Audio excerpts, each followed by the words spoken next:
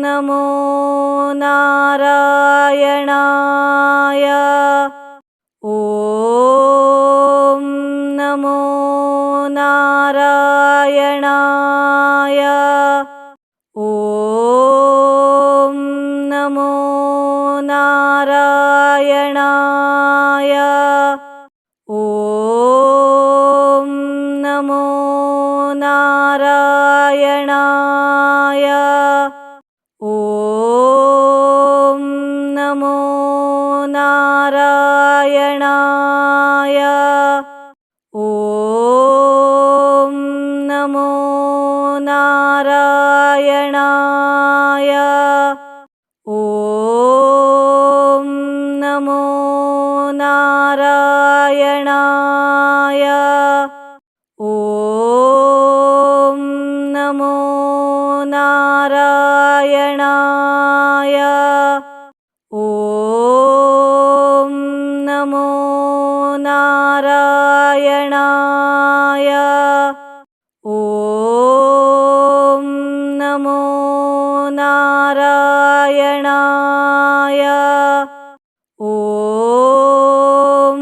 ನಮೋ ನಾರಾಯಣಾಯ. ಓಂ ನಮೋ ನಾರಾಯಣಾಯ. ಓಂ ನಮೋ ನಾರಾಯಣಾಯ. ಓಂ ನಮೋ ನಾರಾಯಣಾಯ. ಓಂ ನಮೋ ನಾರಾಯಣಾಯ. ಓಂ ನಮೋ ನಾರಾಯಣಾಯ.